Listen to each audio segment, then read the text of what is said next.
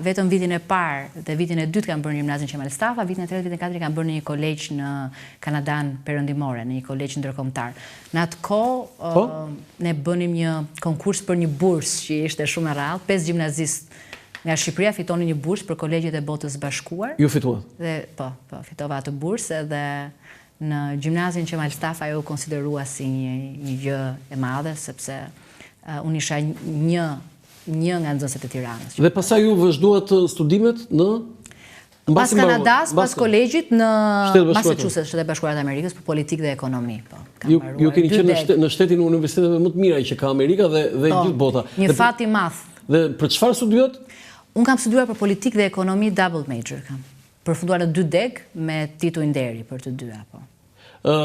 Si ishte jeta juaj studentore dhe po edhe pjesa e gjimnazit, sepse ju gjysmën e gjimnazit dhe ke qenë 16 vjeç, ti kish nga familja, nga Shqipëria, dhe ku në Kanada, jo këtu në Itali, këtu afër, këtu përballë Durrësit.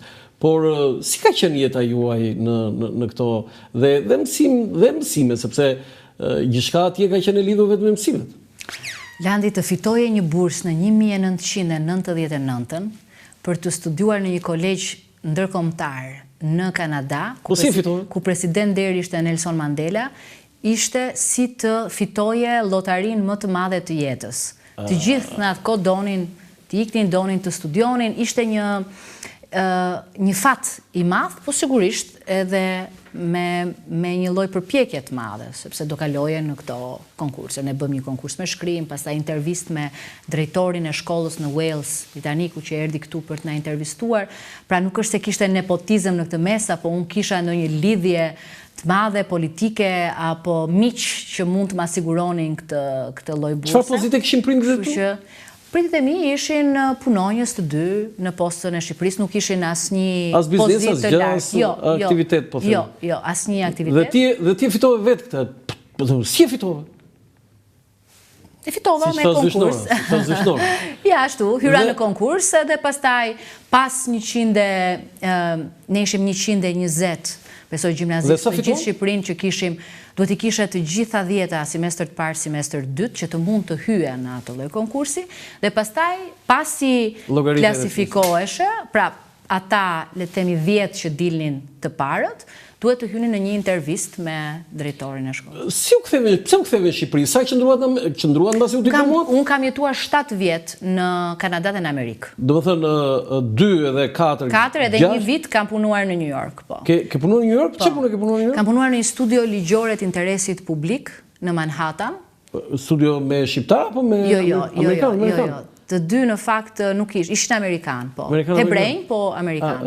Ishin burrë e grua, të dy, edhe ishin 2 partnerët e firmës. Po për kuriozitet anglishtën, ku mësove këtu ti? Ja dedikoj dikujt? Unë, po, ja dedikoj babit tim në fakt që më ka çuar në kurs anglishte që në klasë 4 atë 5. Me kë profesor ke? Me Zysh Nerimanin, e cila ishte një njeri, bashku me 2 motrat e saj, ishin internuar në Savër të Lushnjës 31 vjet. Wow! Po, dhe 31 vjet të internuara në Savër të Lushnjës, i kujtojmë me shumë respekt. Vllai i tyre u arratis nga Shqipëria për në Amerikë, ato ishin me mbiemrin Hoxha nga Gjirokastra. Mos më thoj që kishin në një gjë me Hoxha. Patjetër duhet të jenë familje madhe, Kokalari, Hoxha, nuk e di, me këtë mbiemër, po të treja ishin të pamartuara sepse të internuara në moshë shumë të re, zysh anglishte, zysh rusiste, profesore tenisi, 31 vjet kanë jetuar në Savër të Lushnjës. Dhe kur dolën nga internimi në Tiranë, u kthyen në shtëpinë e tyre pas radio televizionit shqiptar, në një nga ato vilat aty, dhe unë i kujtoj me shumë nostalgji kursin e anglishtes që bëja te Zysh Nerimani. Me vite, baba im ka çuar, besoj që në klasë të 4. Ke filluar që në klasë 4? Po. Sa i besonte shumë që duhet t'i jepesha studimit E takon Zyshën e anglishtes? E ke takuar, ke pas rast? Jo, nuk e kam takuar këto kohë, nuk e kam takuar, por e përshëndes tani. Ja, ky është një rast për ta përshëndetur. Për ta përshëndetur edhe do gjej mënyrën për të vënë kontakt me to, se nuk janë më aty ku kanë pas jetuar. familja juaj, ju e keni atë privatësim, po unë do të bëj pyetje të tillë që sa i mbështet në këtë detyrën e re, se unë e di që ju keni pasur një suport në karrierën tuaj politike, po detyra e kryetares parlamentit është që hap televizorin, shikoj listën atje. Dhe babai, nëna, bashorti, po edhe fëmijët, si përcjellin kur ka situata jo shumë të këndshme. Se them në njëherë fikim ne televizorin. Atje do bëhet tym. Janë mësuar, po i me më problemin më të madh që kishte. Mamaja, si quhet mamaja? Mimoza, kurse ta gëzoj dhe përshëndesim. Imat Aleksandër. Aleksandër, po? Ai nuk i ka shumë problem për bajë politike, se i duket si sfid që unë duhet ta fitoj.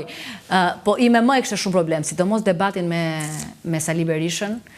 Po, ato debatet që bënim ne 2 vjetë resh në kuvend, po pse duhet të ngrihesh vetëm ti dhe ti përgjigjesh, ishte problemi i saj. Problemi i saj ishte mos u veço.